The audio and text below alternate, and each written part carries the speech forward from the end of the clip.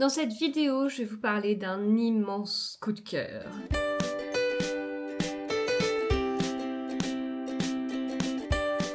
Bonjour à tous, j'espère que vous allez bien. Nous allons parler de ce livre. Ce livre, c'est Les Renaissances d'Agnès Martin-Lugan, avec le beau marque-page de chez Michel Lafon. Et donc, cette couverture qui, pour ceux qui s'y connaissent, évoquera Venise. Mais alors, moi, c'est pas le Venise que je connais, parce que cette place, cet endroit particulier de la place, oui, tout à fait. Mais moi, je l'ai vu sans flaque d'eau par terre, sans en manteau et noir de monde. Voilà. Donc, autrement dit, Venise, mais pas du tout à la même saison, quoi. Les Renaissances, alors, on est sur un sacré pavé. On est sur du 450 pages, et pourtant c'est un livre qui se dévore. Je suis pas à jour dans les livres d'Agnès Martin-Lugan, il m'en reste à découvrir. Si je vous dis qu'il me reste à découvrir la Datcha, je pense que là vous êtes tous en train de faire un bond sur votre canapé en vous disant mais quoi, elle n'a pas lu la Datcha? Oui, je sais, mais il est dans ma palle, il m'attend sagement. Voilà, il m'attend. Mais j'en ai lu d'autres et j'ai bien aimé. Et du coup, j'avais très hâte de lire celui-ci. Et je m'attendais pas à l'aimer autant, je m'attendais pas à ce que ce soit un coup de cœur à ce point-là. Et je suis ravie que ce soit le cas, hein, bien évidemment. je suis ravie. Je commence le livre, je me dis, oh, j'espère que je vais l'aimer. En fait, j'aime encore plus que ce que j'espérais, donc trop bien, quoi. On va avoir dans cette histoire deux personnages. On va être sur un roman choral. On a Rebecca. Rebecca, elle est romancière. Donc on voit un peu la vie qu'elle a. Elle est mariée, elle a des enfants. Et oui, elle est romancière, mais bon là, un peu panne d'inspiration. Elle vit une période qui est pas évidente. On peut pas dire qu'il y a un déclencheur. On peut pas dire, mais il y a une sorte de lassitude. Enfin, bon, selon la vie que vous avez eue, selon la vie, ce que vous vivez, etc. Ça fait partie de périodes qu'on peut connaître en fait. Une période de moins bien, voilà. C'est pas non plus une dépression XXL, mais bon, voilà, c'est pas trop ça. Puis bon, bah globalement, en fait, petit à petit, avec son mari, ça va pas trop non plus. Après, enfin, bon voilà. Mais on peut pas dire que on peut pas dire que ce soit parce que avec son mari, c'est pas parce qu'avec son mari ça va pas qu'elle vit cette période-là. C'est peut-être un peu l'inverse. Enfin bon, bref, je vous laisserai découvrir, mais elle est pas dans sa meilleure période, si vous voulez. Et puis on a Lino. Lino, il est passionné d'histoire de l'art. Il a une vie. Alors on est quand même sur deux métiers un peu artistes. Alors bon, romancier, tout dépend comment on voit le métier, comment est la personne aussi, parce que romancier, ça peut être un métier qui peut être très carré si on le souhaite, avec des constructions, une discipline qu'on s'impose en termes d'heures de travail, etc., etc. Mais il y a un moment donné, il y a l'inspiration, et l'inspiration, on l'a pas forcément sur commande. Ou alors, si, on peut l'avoir énormément sur commande et avoir 50 000 idées, mais il faut sélectionner la bonne, voir comment l'histoire va évoluer, et donc, voilà, du coup, il peut y avoir pas mal de petites choses par rapport à ça. Donc bon, ça se discute. Est-ce qu'un romancier est un artiste ou pas? Ça se discute. Un passionné d'histoire de l'art, il l'est un peu plus. Et en l'occurrence, Lino, il a ce côté on verrait pas ce personnage-là enfermé dans une entreprise avec des horaires à respecter, avec des deadlines, avec des attendus, avec une certaine pression, etc. Ça va pas avec sa personnalité en fait. Rebecca, ça pourrait éventuellement, mais bon, là, en tant que romancière, puis en mal d'inspiration, bah en fait, elle est pas non plus obligée de se lever chaque matin et d'aller dans une entreprise, etc., etc. Donc c'est en ça aussi qu'ils ont pour moi une vie un peu particulière quelque part.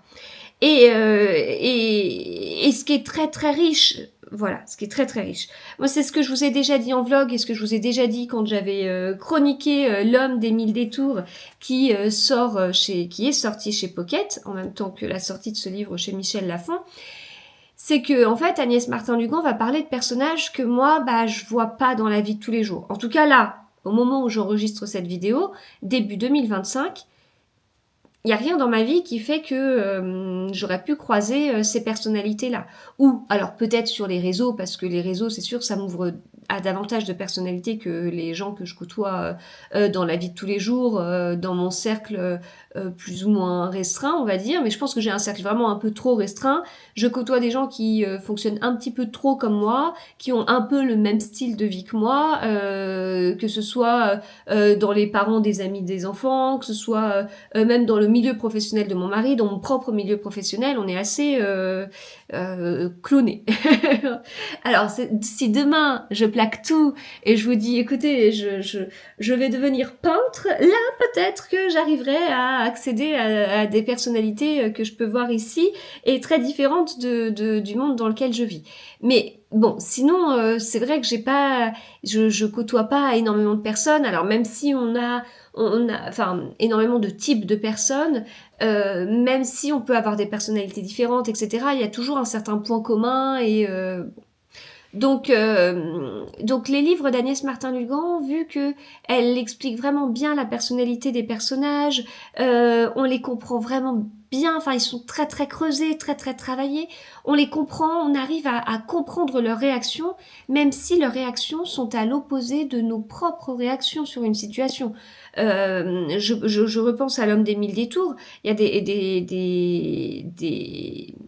des réactions, des choix que les personnages ont faits, mais je me dis, moi, me connaissant, mais jamais j'aurais été capable de faire ça en fait. Mais je le comprends, je le condamne pas, je suis pas en train de me dire ouais, c'est que de la fiction, ça n'existe pas.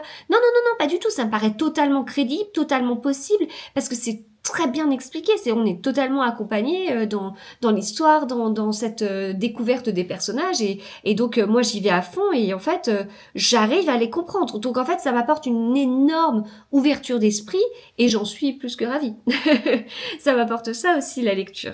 Et puis ça permet aussi de comprendre certaines personnes, parce que même si je vous dis que j'ai l'impression de vivre qu'avec des clones, c'est pas tout à fait vrai non plus.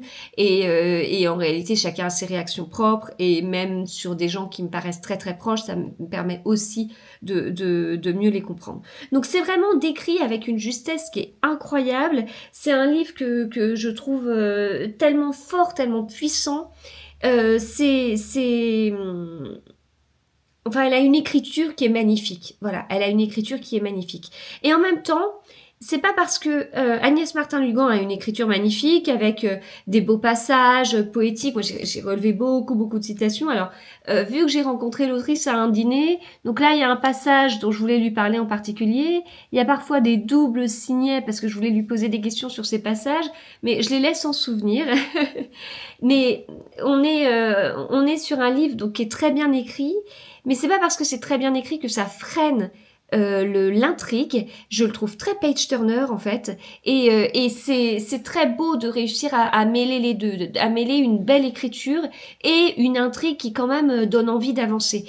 On pourrait, mais ça je vous l'ai déjà dit récemment sur le dernier livre de Julien Rampin, on pourrait très bien avoir un livre qui, par l'écriture magnifique, poétique, vous plombe totalement le rythme parce que vous êtes sur la description d'un marque-page et ça prend 3 pages pour décrire tout de façon poétique, parce qu'on va pas dire qu'on est sur une sorte de bleu-vert, on va décrire rien que la couleur en 3 lignes, etc. Donc ouais, il y a des écritures poétiques qui peuvent être magnifiques, mais alors, faut réussir à les lire, quoi. Enfin, on perd le commun des mortels dans ces descriptions. Là, non, en fait, c'est beau ce qu'elle écrit, et puis en même temps, on est pris par cette histoire.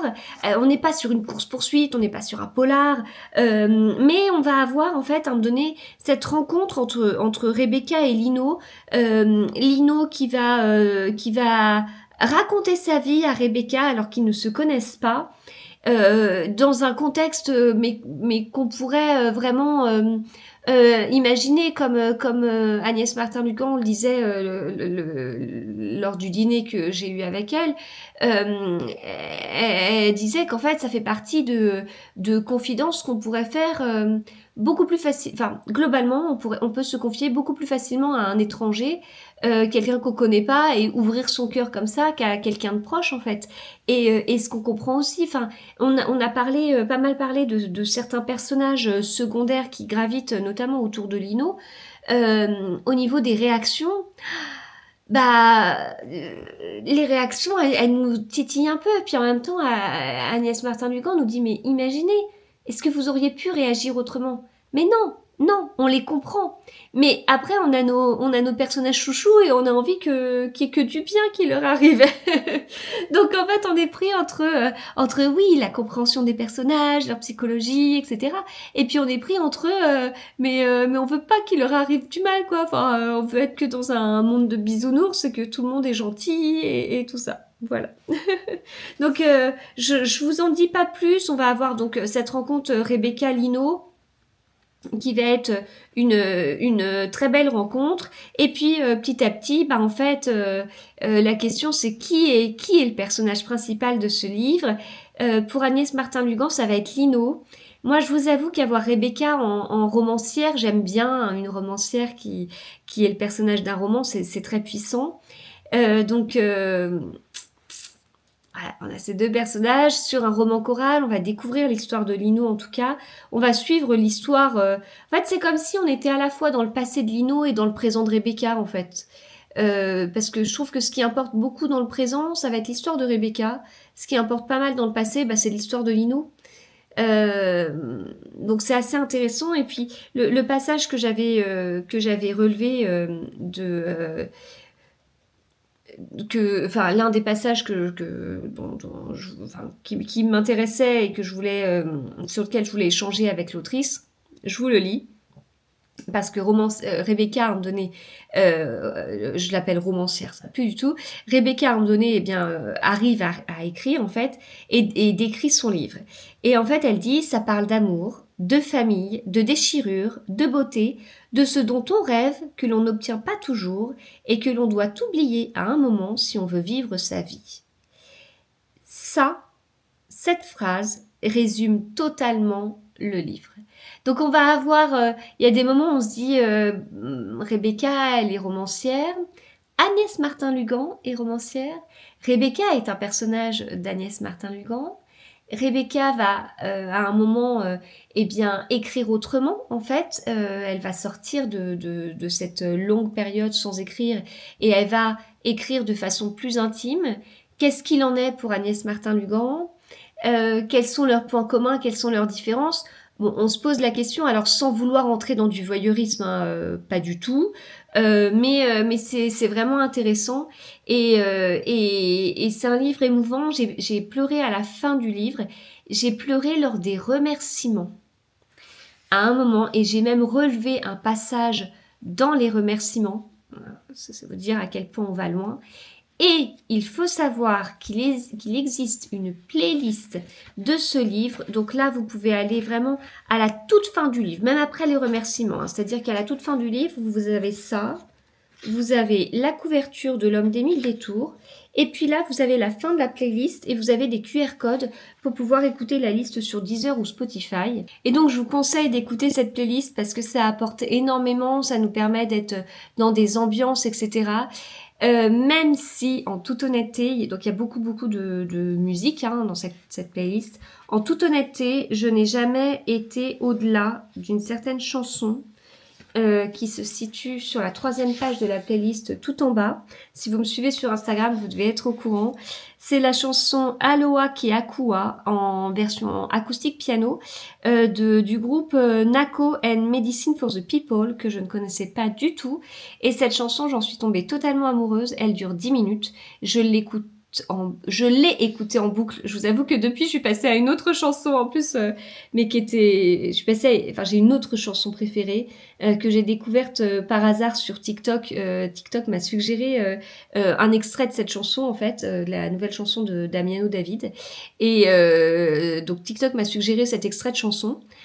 Pour une vidéo parce que ça allait bien avec et je me suis dit mais cette chanson mais elle est trop bien en fait, j'aimerais bien l'écouter en entier et il s'avérait que c'était un teasing de cette chanson qui est sortie fin février, le dernier jour du mois de février. Et donc, moi, j'étais comme une folle à attendre cette chanson parce que rien que sur les 30 premières secondes, j'en étais dingue. Et donc, cette chanson de Damiano David, Next Summer, devient ma nouvelle chanson préférée que j'écoute en boucle lorsque je lis. Mais avant de passer à cette chanson, j'ai vécu avec Aloha Keakua pendant tellement de temps. Et en fait, ça fait partie de ce que j'aime. J'ai vécu des choses compliquées sur la fin de l'année dernière. Je me suis souvenu à quel point la musique avait une importance, j'allais dire une importance importante, une telle importance dans ma vie, vraiment. Alors ça veut pas dire danser dessus ni quoi que ce soit, hein. Enfin pas forcément. Même si j'ai beaucoup aimé la danse, voilà, et que, enfin bref. Mais ça apporte tellement d'émotions. Enfin, moi, je pourrais me poser... Je suis capable de me poser dans un musée devant un tableau pendant une demi-heure et presque de pleurer devant une telle œuvre. Mais je pourrais faire la même chose avec certaines chansons. Alors après, j'aime bien aussi la musique qui bouge et tout ça, hein. Mais quand je lis, j'aime bien mettre des musiques plutôt douces.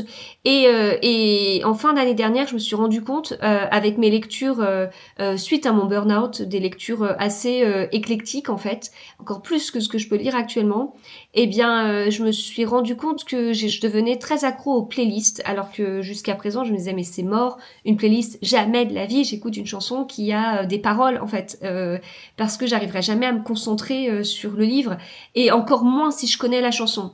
J'ai écouté la playlist du dernier livre de Melissa Belvigne, où on a dedans du Linkin Park, des chansons, enfin Linkin Park c'est mon groupe préféré, des chansons avec des paroles, ça l'a totalement fait, ça m'a transporté dans cette ambiance. Depuis, dès qu'il y a une playlist, je saute dessus, sinon je me fais ma propre playlist avec des chansons de playlist que j'ai pu découvrir par ailleurs. Sinon j'ai une passion pour les chansons connues en version piano sans paroles, mais c'est vrai que depuis que j'ai découvert Aloha Keakua, cette chanson m'a accompagnée dans de nombreuses lectures, parfois même, et ça je vous l'avais pas dit, parfois même des lectures, des livres qui proposaient leur propre playlist.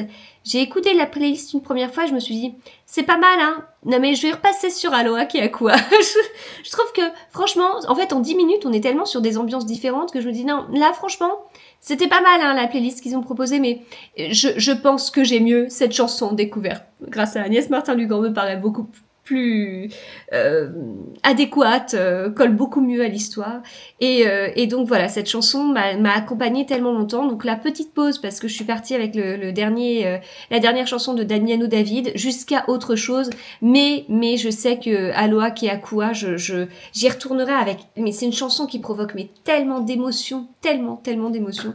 Voilà, donc c'était le petit plus de ce livre, immense coup de cœur pour l'histoire, mais en fait cette playlist et cette chanson et cette chanson en boucle en terminant le livre et en lisant plein d'autres livres aussi, c'est un énorme plus pour moi dans cette lecture. Donc immense coup de cœur, et puis immense coup de cœur plus grâce à la playlist et à la découverte de cette chanson.